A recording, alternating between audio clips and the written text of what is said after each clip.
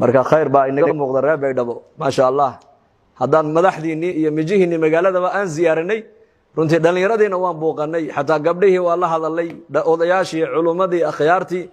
wadankan ma sha Allah meel kasta gobol walba anigu waan tagay laakiin dad inaga jilicsan oo inaga dabacsan oo inaga macaan runtii wadankan kuma arkin anaku ya Allahna in barakeeyo saad noo soo dhaweysan Allah inoo soo wada dhaweeyo kuwa diintooda iyo dalkooga iyo dadkooga wax u qabtay wax u taran Allah inaga yeelo dambiga waalidiinteena Allah dhaaf